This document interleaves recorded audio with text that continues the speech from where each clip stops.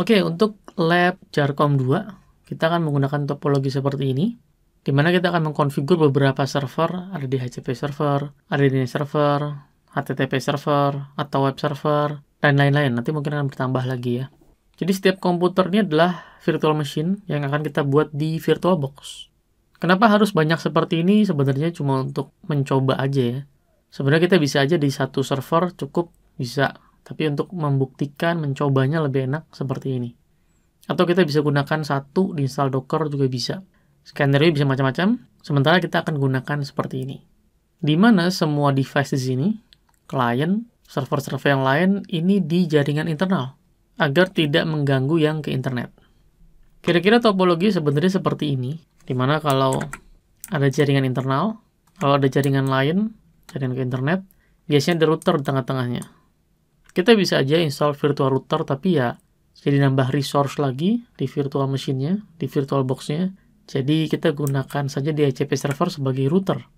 Jadi kalau teman-teman mendapatkan dokumen yang ini abaikan saja dulu bagian ini, kita nanti akan coba di lain waktu. Jadi saat ini kita akan menggunakan fitur IP forwarding dan NAT di DNS server. Jadi DNS servernya dia akan, bukan DNS server ya, DHCP server. Jadi DHCP servernya akan punya dua interface. Interface yang ke internal dan interface yang ke arah ke internet. Dimana di VirtualBox kita akan konfigur seperti ini. Jadi interface yang ke arah internet kita setting NAT, jangan bridge ya. Bridge bisa juga, tapi takutnya nanti ada masalah, mengganggu yang lain nanti. Kita gunakan NAT saja. Lalu interface satu lagi kita buat internal network dengan nama private. Sebenarnya namanya bebas. Mau 1, 2, 3, dan seterusnya pun bebas ya. Yang penting nanti namanya sama.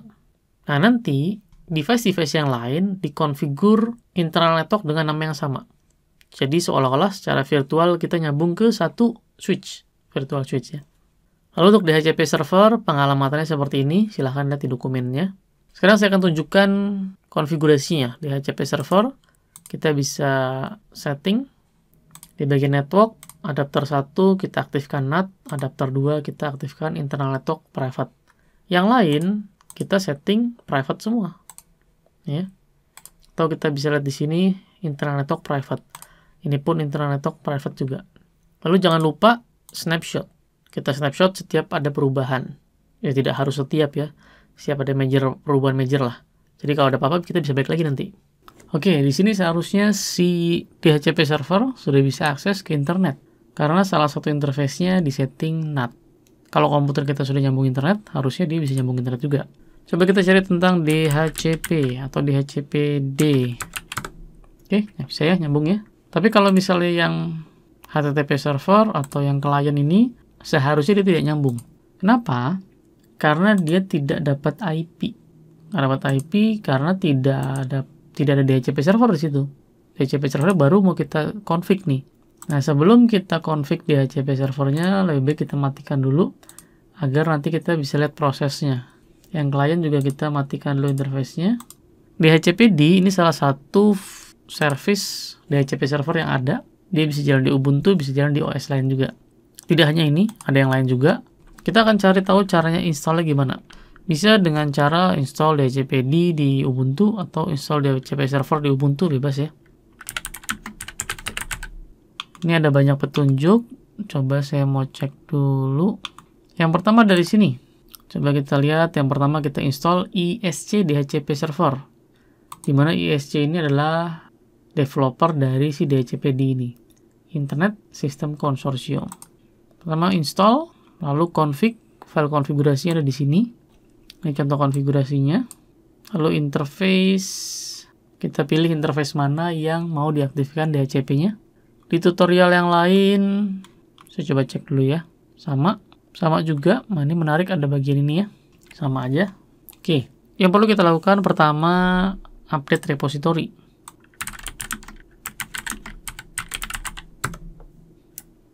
Setelah update, install ISC DHCP server tadi ya.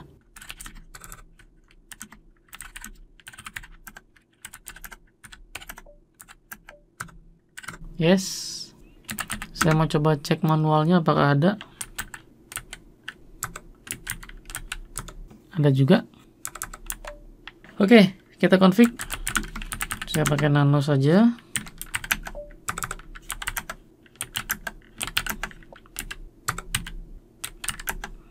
Di sini filenya. Di sini sudah contoh-contohnya. Kita bisa ikuti yang ada di sini. Nah, ini contoh yang cukup panjang nih, yang cukup lengkap. Kita coba gunakan yang ini ya.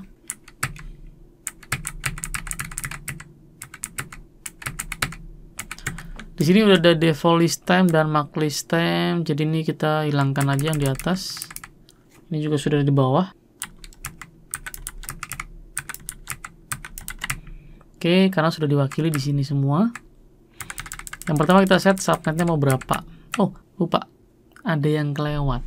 Sebelum kita config, kita harus setting IP address-nya dulu untuk interface yang ke arah LAN, yang ke arah private. Kita setting manual.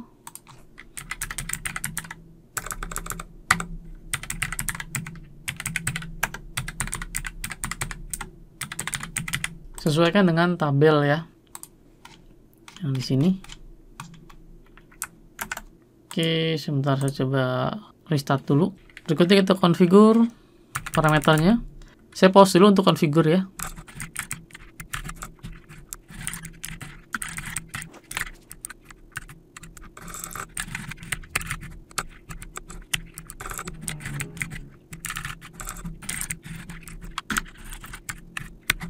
Oke, parameternya seperti ini. Di mana ini subnetnya 192.168.0.24. Range IP address yang ingin diberikan kepada klien, saya mulai dari 11 sampai dengan 254. Lalu DNS servernya menggunakan IP address ini dulu. Sementara kita gunakan DHCP server ini untuk DNS server juga. Lalu berikutnya subnet masknya sekian, broadcast address sekian, default gateway-nya. Jadi router ini adalah default gateway. Sementara pakai si DHCP server ini juga. Dan terakhir kita tentukan si DHCP server ini mau jalan di interface mana. Kita cek. Nama interface-nya adalah ini. Kita copy aja. Jangan lupa pakai titik 2. Dan terakhir ada kurung tutup. Kita save. Lalu kita restart.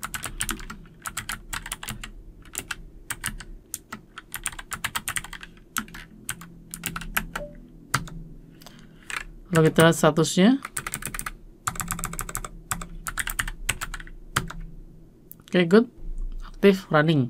Sekarang kita akan coba klien, kita coba aktifkan interface-nya dan minta IP address. Sebelum itu, kita jalankan Wireshark terlebih dahulu. Oke, belum ada Wireshark, kita install Wireshark dulu.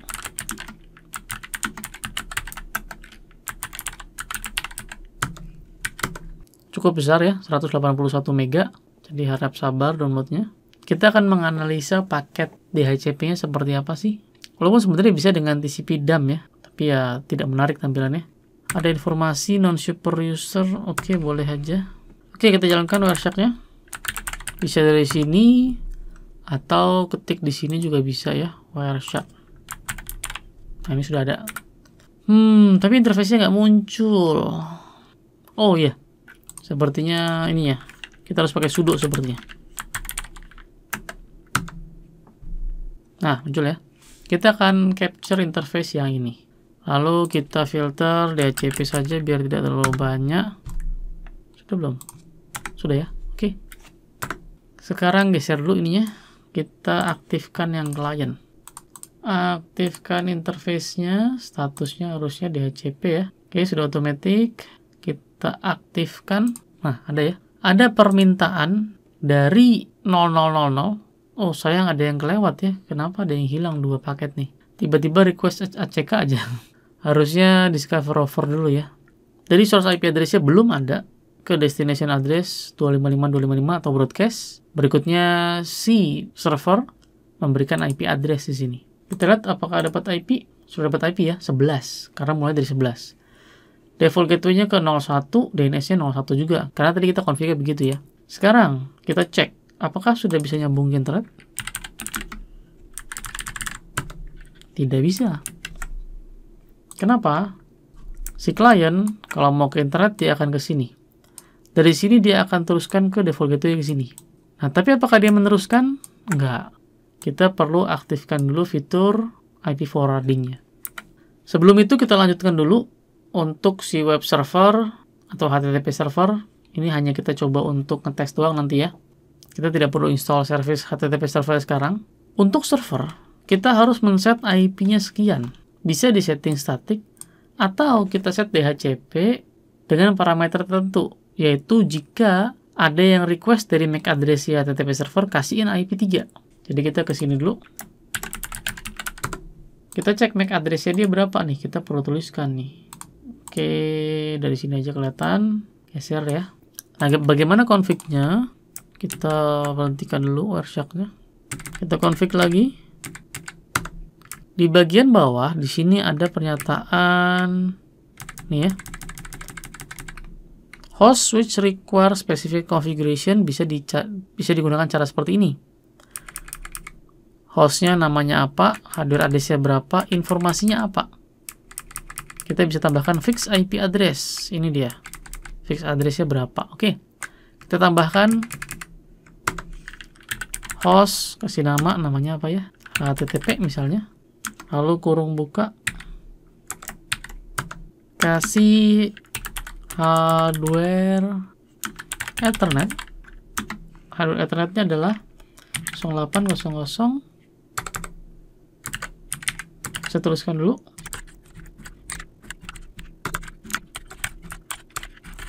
Fix address 192.168.0.3 tadi ya. Kalau sudah, kita kurung tutup. Saya cek dulu apakah sudah betul. Takutnya case sensitif ya. Walaupun seharusnya sih enggak. Oke, kita save. Restart lagi karena kita merubah konfigurasi. Statusnya aman. Sekarang kita jalankan lagi Wireshark-nya. Interface yang sama, kita filter DHCP juga. Sekarang akan kita aktifkan nih. Aktifkan, dapat ya. Nah, dikasih 3 nih. Kita lihat apakah dapat 3? Dapat 3. Oke. Good. Satu masalah selesai. Berikutnya kita jalankan IP forwarding. IP forwarding kalau tidak salah ada di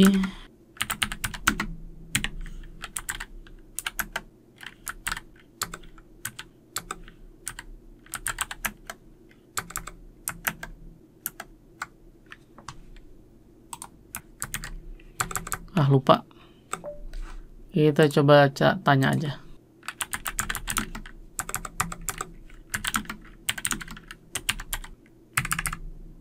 IP forwarding Ubuntu. Oke, kita bisa langsung menggunakan command system ctl, aktifkan 1 ya. Tapi ini hanya sementara. Nah, agar persistent, kita config di sini. Ternyata ada di etc langsung ya. Sudo nano / etc systemctl.conf. Oke, good. Kita cari IPv4 forward, ini dia. Net IPv4 IP forwarding sama dengan 1. Oh, sudah, save. Berikutnya, ini hati-hati, kita perlu apa P-nya nih, saya lupa. Untuk mengaktifkan yang ada di sini, kita perlu sistem control -p. Oh, sorry. Kita perlu sudo. Oke, masuk ya komennya. Sekarang kita coba di klien. Apakah sudah bisa? Masih belum bisa. Kenapa? Karena bisa jadi dari klien ini sudah bisa akses keluar, tapi dari luar tidak bisa balas. IP network ini tidak dikenali oleh ini. Agar bisa mengarah keluar, berarti kita perlu aktifkan NAT di sini. NAT kita bisa gunakan IP tables. Lagi-lagi tanya aja.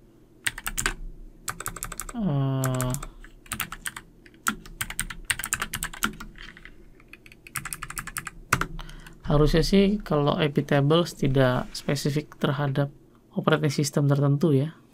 Ini komen umum. Panjang banget ceritanya nih. Wah. panjang. Ini yang penting. Sudo ip tables minte tables kalau tidak salah. Jenisnya nat. Min a itu add. Tambahkan post routing, ada pre-routing, ada post routing. Post routing setelah proses routing ya. Min j adalah actionnya. Actionnya apa? Actionnya masquerade. Sebentar, kita perlu tambah interface nggak ya? Kita sepertinya perlu menambahkan interface outnya pakai interface yang mana nih? Oke, kita cobain. Mana tadi? Ini case sensitif kalau tidak salah. Jadi harus tulisannya besar seperti ini.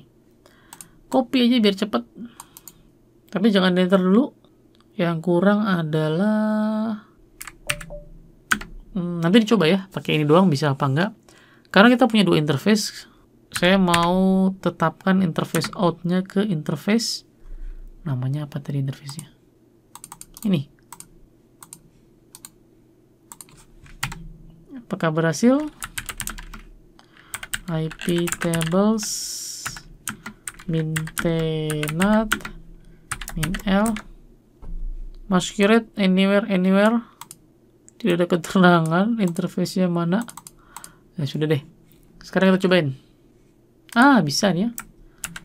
Sudah bisa. Kita coba ping google.com. Masih ada masalah dengan DNS. Sepertinya ini karena masalah di provider saya. Saya perlu memasukkan IP DNS server si provider saya. Yang ini sudah dimasukkan nih. Ini ya.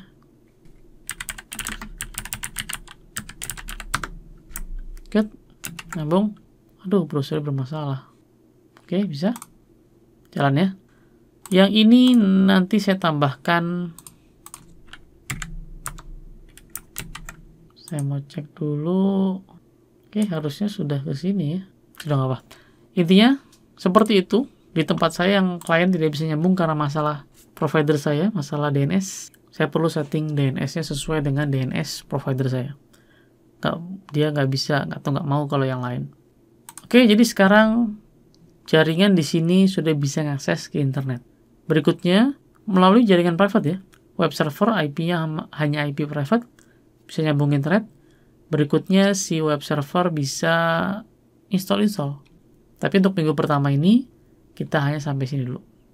Itu saja dari saya. Terima kasih. Selamat mencoba.